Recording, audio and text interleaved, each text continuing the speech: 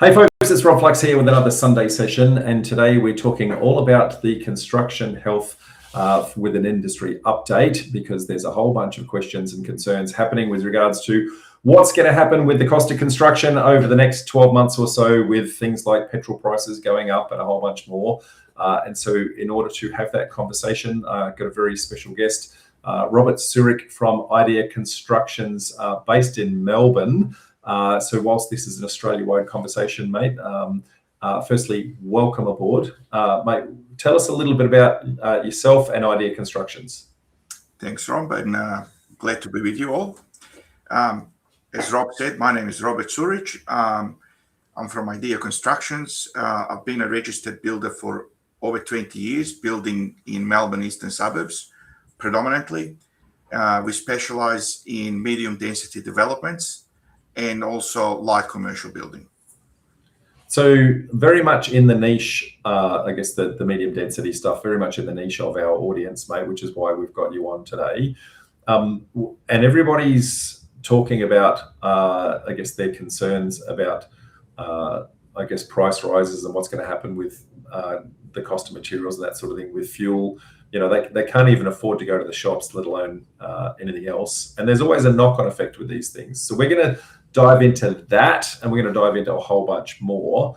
But let's start with, I guess, the most obvious part, which is there's a couple of suppliers out there that have already started to increase prices with a couple of different ways. There's fuel levies and cost of materials going up. What are you physically seeing on the ground at the moment?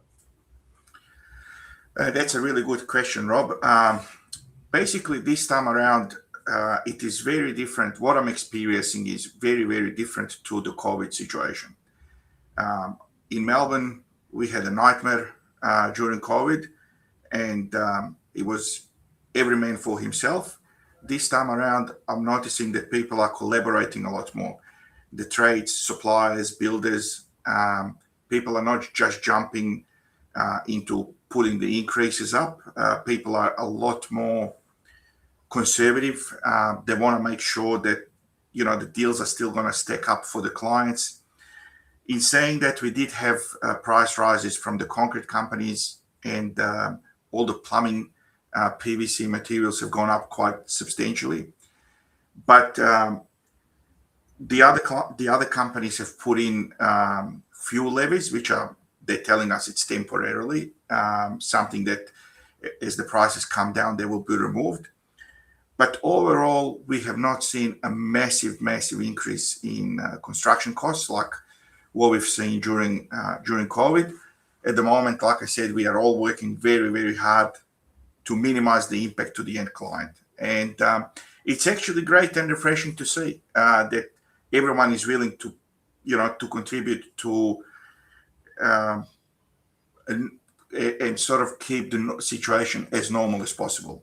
Yeah, that's fantastic to hear. I guess learning from the lessons of the challenges of the past, and a lot of our audience has, I guess, either been through COVID in a construction phase or witnessed other people when they saw that, I guess, the increases that occurred there took out a lot of builders, and if your builder goes down, that means your tradies go down, which then means that the actual project goes down.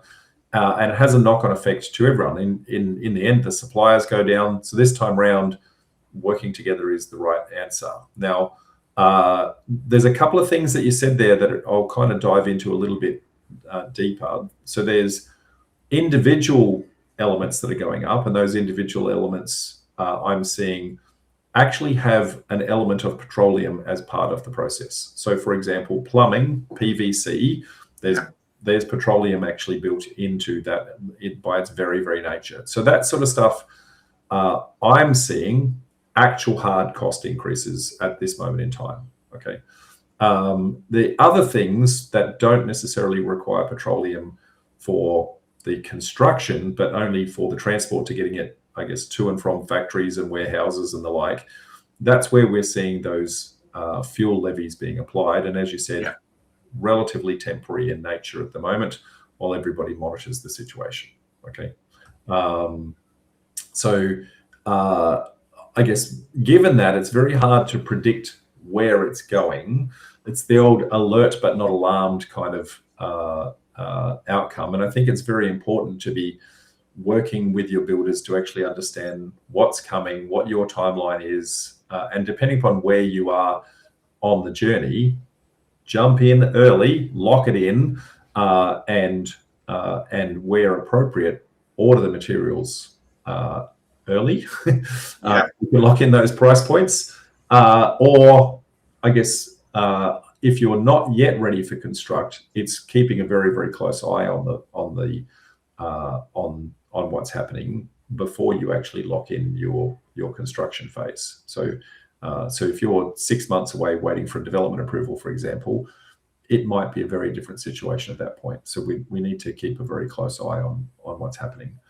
But the key thing and the big takeaway I got from that conversation, mate, is that the suppliers, the tradies, the builders, and even the developers themselves, everybody's working together to say, look, we've all got to take a little bit of a nibble out of this particular sandwich, but we don't all have to eat all of it.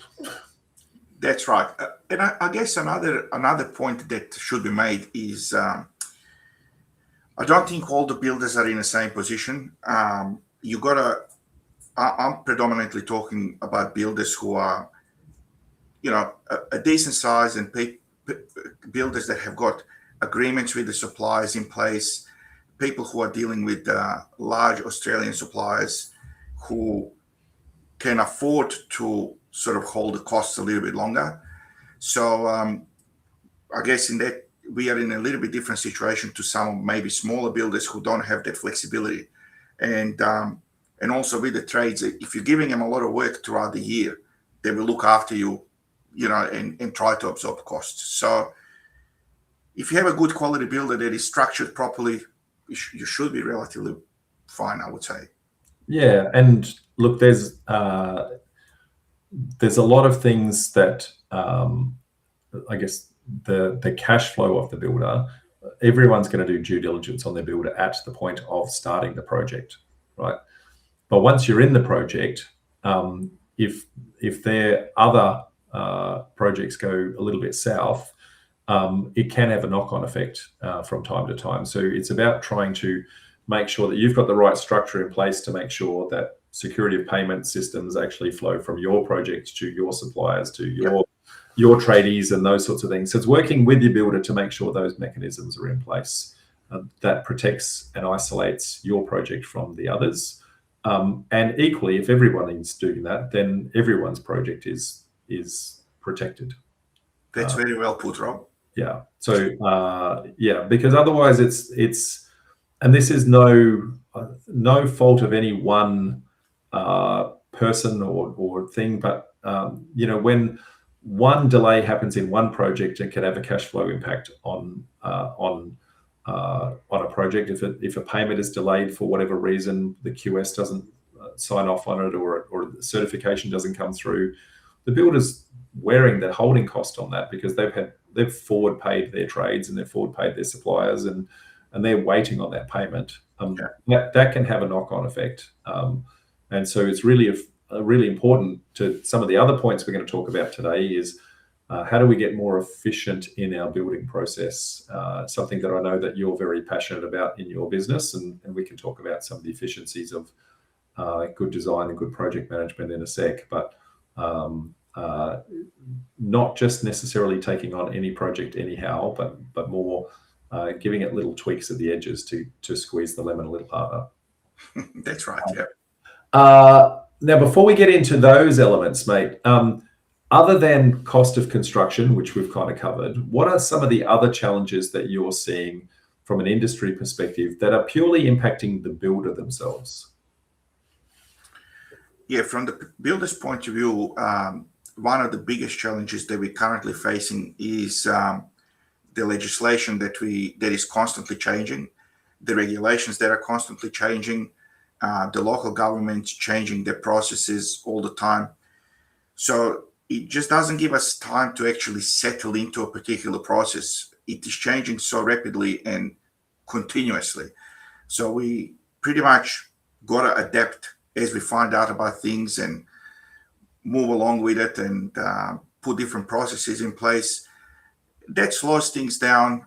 It puts extra burden on administration. It just delays things unnecessarily. So I think now they're talking about stopping any changes to the construction code for the next 2 or 3 years. I think that's a really positive thing. Apart from that, the challenges that we are facing with the lenders, we're finding that the claims that we put in with the clients are not being processed in a timely manner. They take a long time these days. You touched on it before. It affects the cash flow. It affects everything else. So these are probably the 2 biggest problems that we are facing at the moment. Yeah, look, in regards to the legislation side of things, myself, it's part of PDN, we're trying as much as humanly possible to become the industry advocacy group for small scale developers in the country. And we're engaged in a number of different panels across both local government and state governments. We've got Queensland, New South Wales and Victorian governments that we're with in different areas, where we're trying to identify some of the very things that you're actually talking about, okay? And say, how do we start to streamline that, not just within a single state, but standardize across the country? Because how the National Construction Code is measured in Victoria and how it's measured in New South Wales and how it's measured in Queensland and other states, it might be national by name, but the measurement is done differently. Sometimes it's done by private certifiers. Sometimes it's done by inspectors within council. Sometimes, and as you said, who inspects in council and what their process and timelines are changes every single time. So why is it not consistent everywhere? Why are individual councils needing to say, well, we want to measure that one thing a very different way, right? And if we could standardize on that approach, maybe one more change, one more change to just go, this is it, this is locked in, and have the same approval pathways for every project everywhere. If we could do that, that I think would be one of the biggest things in removing red tape and bottlenecks and that sort of thing. And even if it's an arcane process, at least having it known and consistent means that it can be worked with. There will be a massive change and a positive one. Absolutely. Yeah, that's me on my high horse, mate. So if you're a legislator sitting out there in whether it be local government or state government, and you see the pain points, why is a different approval needed for each council to get the same outcomes is just crazy. So standardizing it, having the state government, I guess, push down and say, this is the outcome that we need consistently everywhere. I think that's the approach. And then having all the state governments working together to actually measure it uniformly. That's the key. Absolutely. I mean, even simple things like doing a crossover. By the time when you go and apply for a crossover permit, every council is different requirements, different timelines. It used to be simple before COVID. You would go to the council and get your stuff over the counter. Now it takes 4 weeks and it costs $1,000. It's just insane. But that's just a simple example. Well, can I just pounce on that one? Why the hell isn't the crossover approval approved at the point of the development approval? Because they know that there's a crossover going in. Yeah. Why does there have to be a separate process? Like it's, they know this tree is being removed. They know that this, I guess, stormwater outlet is going in. They know that this crossover is happening. Why can't it all be approved in one process? Yes. Because I think it's just extra fees for the council. Look, that's the cynic, and I understand why that's there. I think it's just because they're not commercially aware of the impacts that it has, and for an internal reason that is important to council, they've introduced a process that they don't realise the implication on the industry being not just the $1,000 for the application, but as you said, the month waiting for the approval. That month waiting for approval is a month worth of interest, a month worth of land tax, a month worth of rates, a month worth of holding costs in a whole bunch of other capacities. It's opportunity cost. And depending upon the size of your project, that might be $10,000, might be $100,000 a month in costs. And so what is a simple tick box exercise turns into something that death by 1,000 paper cuts. So whilst you're saying please no more changes, I'm saying I'd love to see a few more come through, and we are pushing for some standardization in those approaches. And equally we're looking for standardization in terminology between states. So in Victoria, you have a building surveyor. In Queensland, we have a building certifier. They do the same thing. Yeah. But if they are having a different name in legislation, then I can't get a Victorian surveyor to sign off on a piece of equipment that might get built in Melbourne, but installed in Queensland. Right. So there are processes and mechanisms to make it happen, but little things like standardizing on terminologies has a huge impact. There you go. There you go. So now, having said that, you touched on, I guess, one of those, bits of legislation, which is a very Victoria-specific one. But you said plumbing and building commission requirements changing, and some recent changes that have happened there. Look, that's it's actually a big change for the builders. It hasn't been legislated as yet, but it's looking like there's going to be a minimum financial requirement brought as a mandatory for every single builder. I think that's got a lot of positives connected to it. It's going to bring us in line with Queensland. I think the biggest issue is that currently they're issuing licenses to pretty much everyone who wants a license. And that's probably simplifying it too much, but I believe that they really need to be a lot more stringent in who they give the licenses to. Minimum financial requirement, I think, is probably gonna get rid of some of the builders who should not be in the business. So that is a positive thing.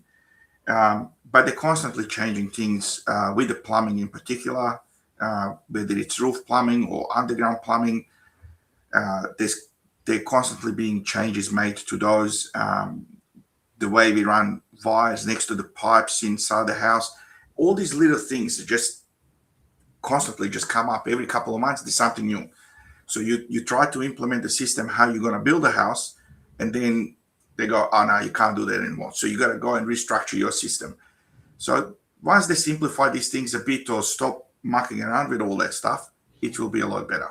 Standardizing on delivery methods and absolutely, pathways and those sorts of things. That's probably the biggest, one of the biggest challenges from a builder, over and above, I guess, the cash flow requirement. So, but I guess the impact of that for you, it's not just the small amount of rework, but that small amount of rework, while you've already expended a whole bunch of money and you can't get your payment until this one thing is complete, then holds up your entire business. So, which then has a financial impact on you and potentially downstream as well. So super important, if you're a government legislator out there, understand that the challenges with the bureaucracy are actually having a significant impact on both the builder and the developer, and hence, as a result, I guess, housing affordability, which is, I guess, the biggest thing that everyone wants to. So we've got the housing shortage and also housing affordability are the two things we want to work on. So that said, mate, what about, I guess, how do we actually engage with the builder in a better way to actually minimize some of those issues and challenges that we've just touched on, and engage early in the process? When we've got our conceptual designs and that sort of thing, what is the criticality of coming with an early phase design to a builder such as yourself?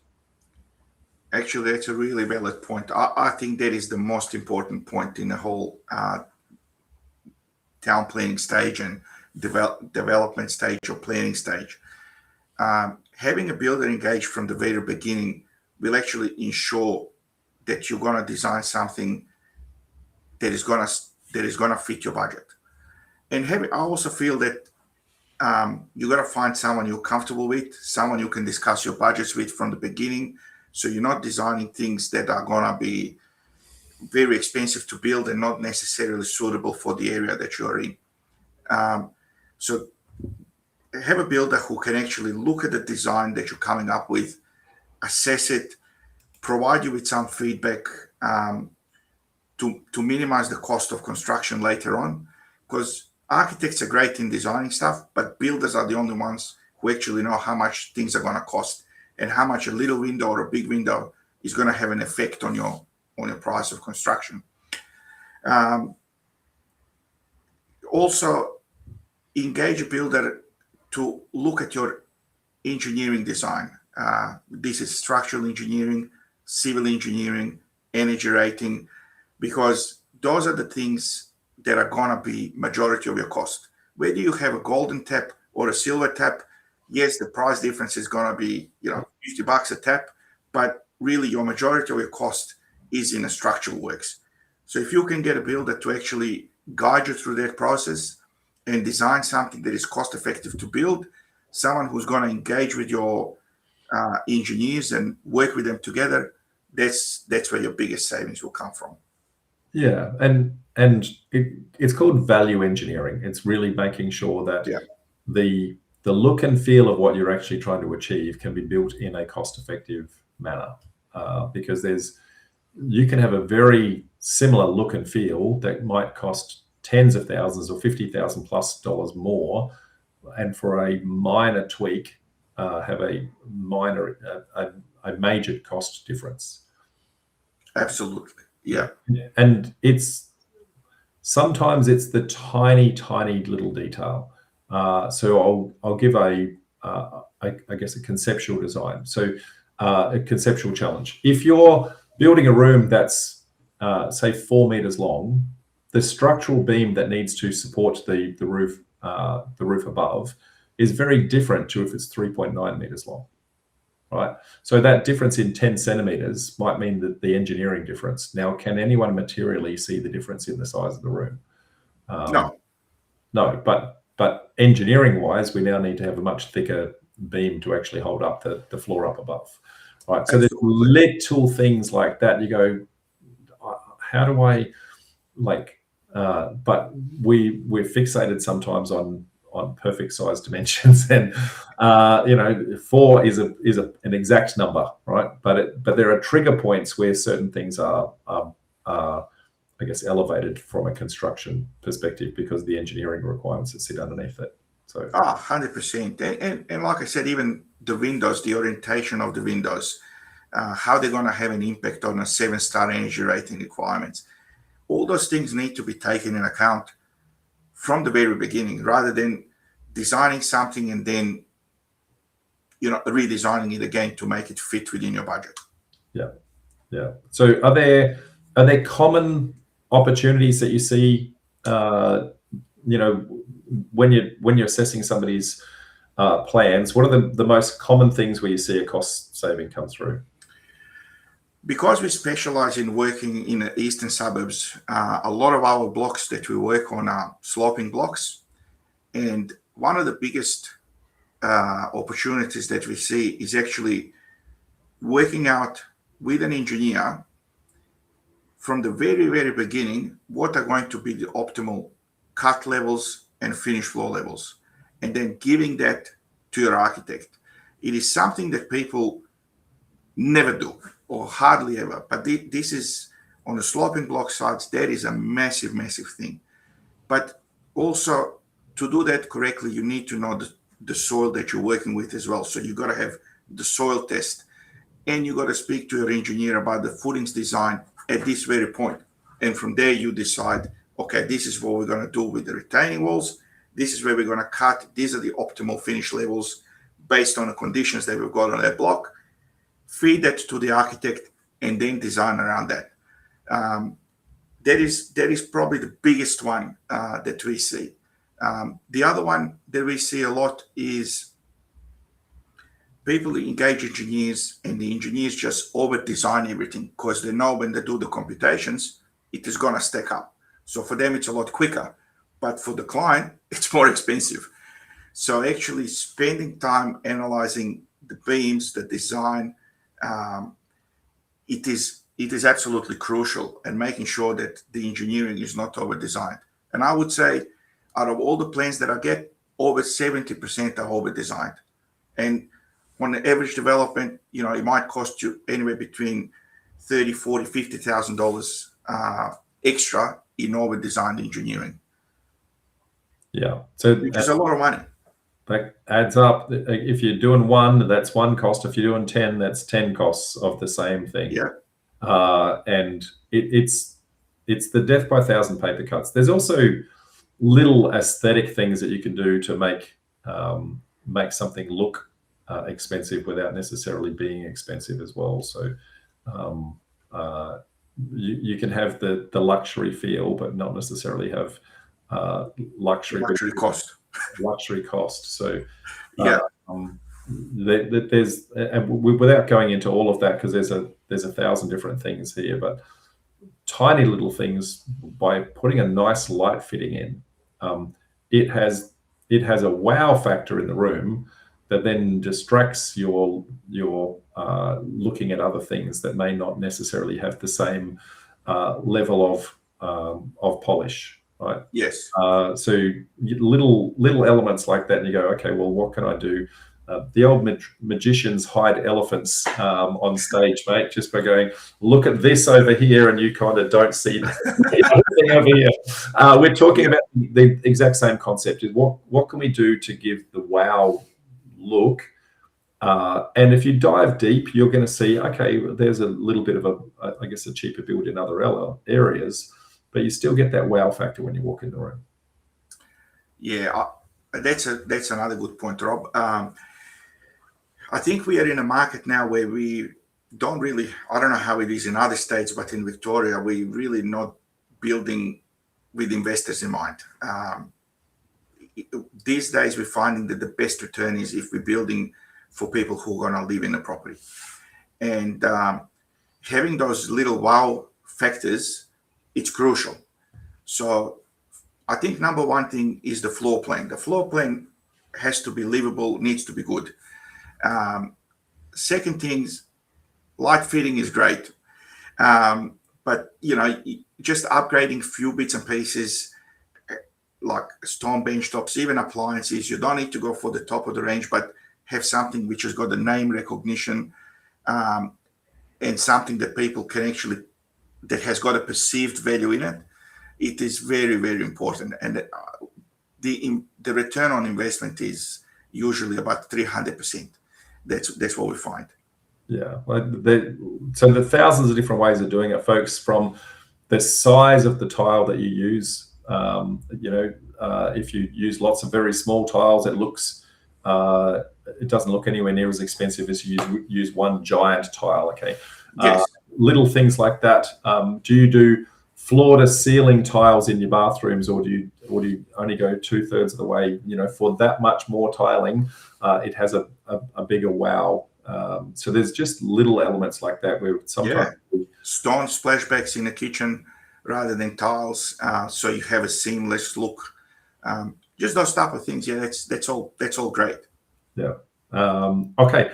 So now, next one, mate. I guess as part of the design element, is really looking at the constructability element of this and the sequencing of works and how things are actually going to come together. So the project management side of things.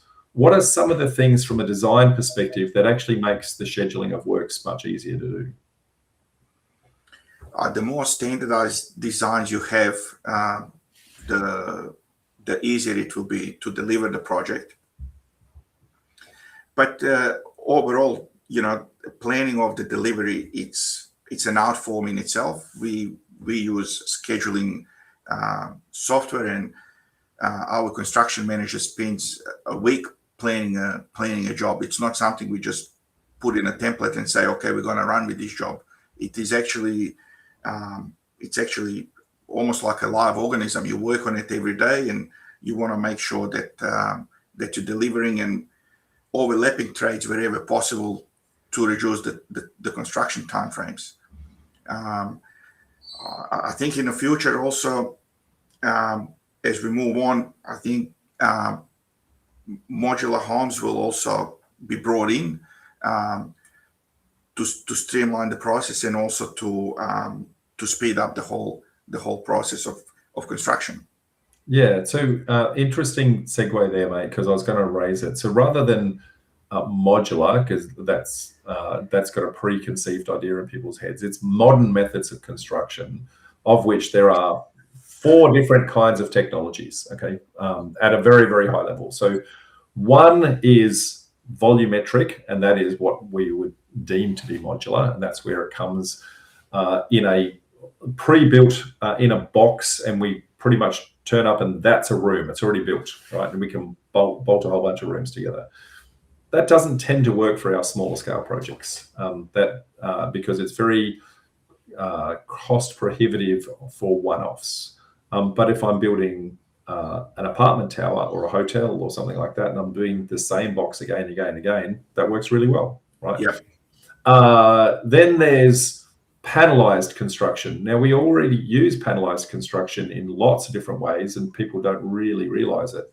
So your kitchen cabinetry is panelized, right? So it's made in the factory and it's assembled on site. Sometimes it comes where the carcass is already assembled, and sometimes it comes flat packed and somebody's got to screw it together. But that's a version of panelized.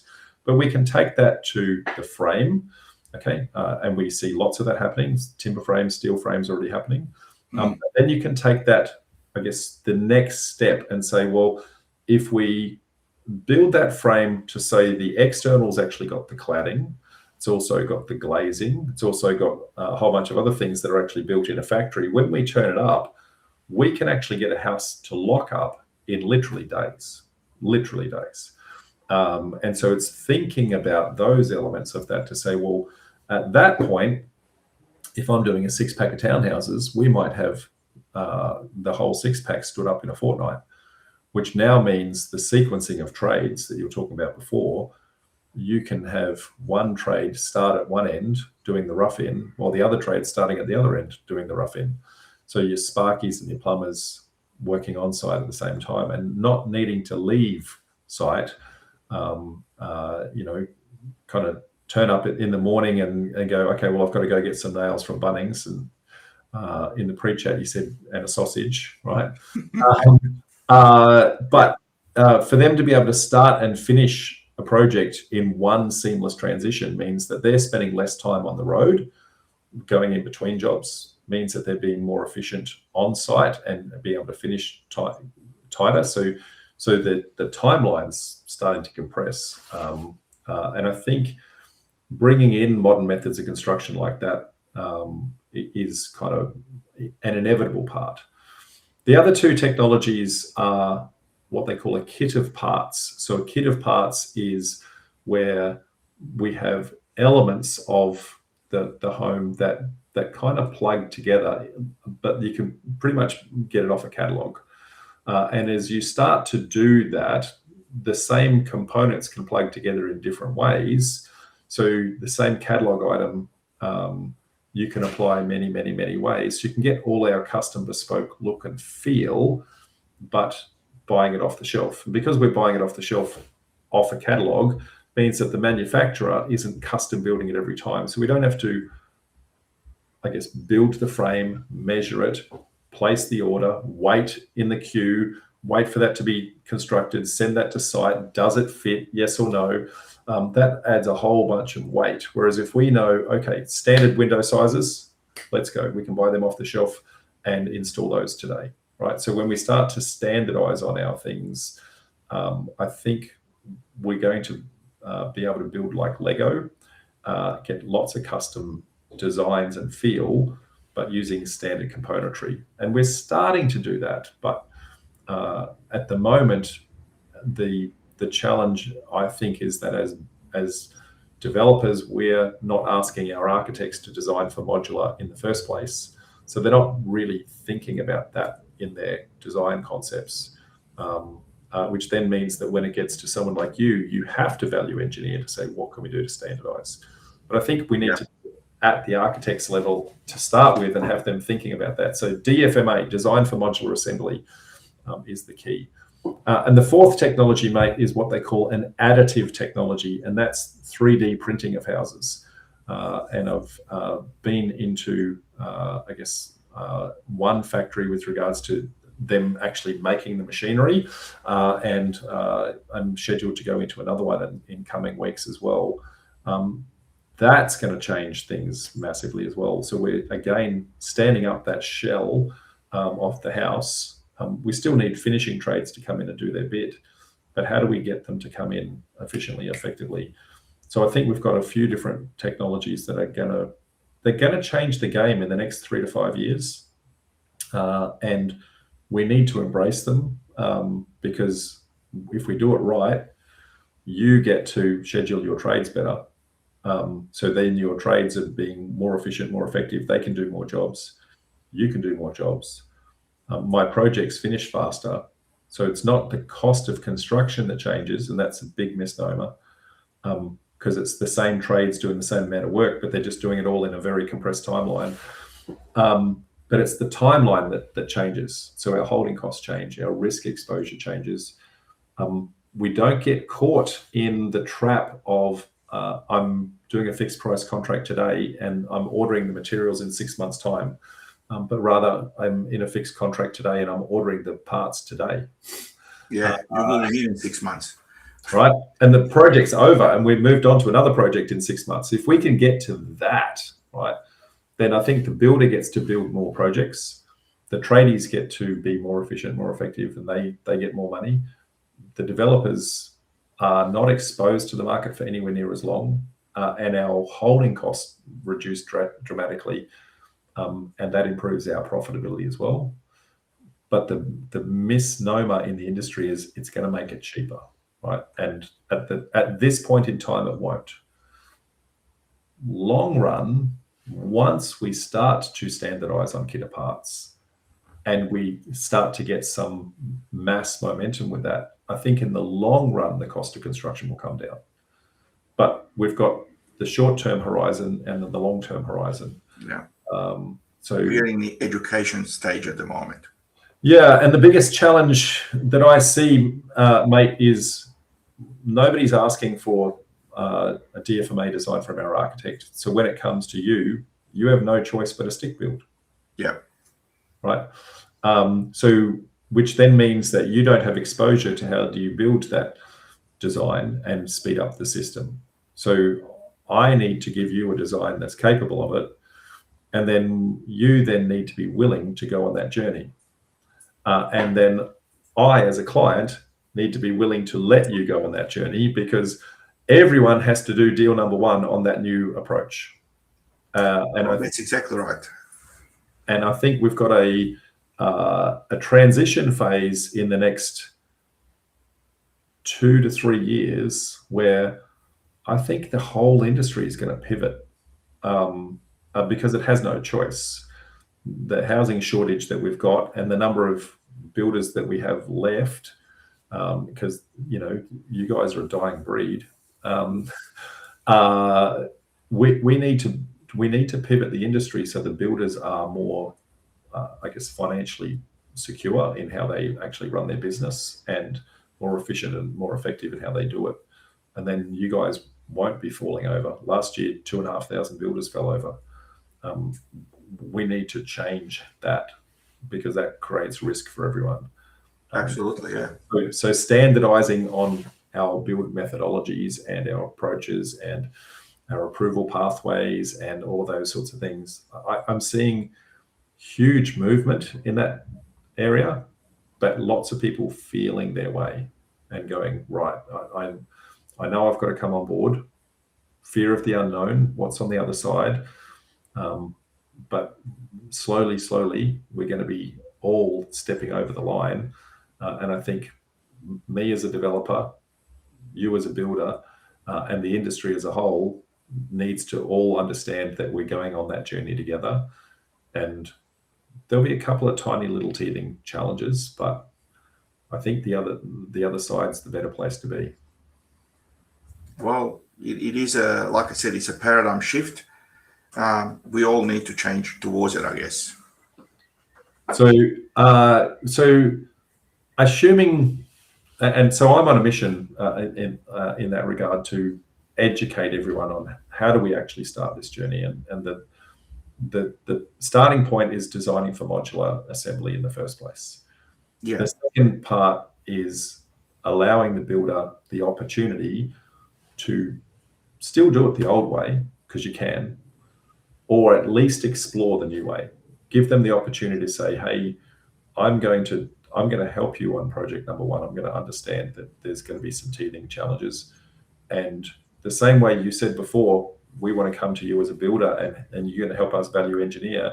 We're going to come to you and say, we're going to help you go through this journey. Comes back to the very first thing you said, all the different levels of, the trades, the suppliers, that we're all going on this journey together. We all have to work together. Yep. We all have to work together, and the builder has to be seen as a trusted partner, not as a supplier that we beat down on cost. Obviously, we want the most cost effective. Of course. Yeah. But I would much rather have a long-term repeatable business than squeeze someone for every last dollar and then find that they're out of business and I have to squeeze the next guy. Or you got to pay out of your own pocket to finish off the job that the other guy couldn't. Yeah. So given our topic today, I guess the health of the industry, mate, and the update, I'm seeing, whilst there are some challenges ahead of us with regards to construction costs, in the long run, I see them as a blip on the horizon. I think we need to be very aware of it right now and be very cost conscious depending upon where we are on our journey with regards to when do we pull the trigger. But I also see that there's blue skies ahead if we can pivot. And I actually see some really positive outcomes in 3 to 5 years' time if we can use this moment in time to all learn and grow together. Absolutely. And as we were talking before, I think people are extremely resilient. The amount of inquiries and the amount of commitments that people are committing to at the moment in this environment. Hello? Oh, you back? Just lost internet for 2 seconds, mate, but we're good. We're here. Okay, I was just saying that in this environment, I've noticed since we came back from Christmas holidays, the amount of inquiries has gone up. The amount of commitment from people wanting to do development has gone up, which if you read the papers and listen to the news, you would say, where is that coming from? But yeah, I think the industry is, it's got its challenges, but I think it's a great time to be in the industry. I agree, and what you're seeing there with regards to the amount of inquiry is a direct result of the housing shortfall that we've got. There's a supply and demand mismatch, which is creating a huge opportunity for us as developers to say, if we can put the right stock in the right place at the right time, then there will be demand to actually pick that up.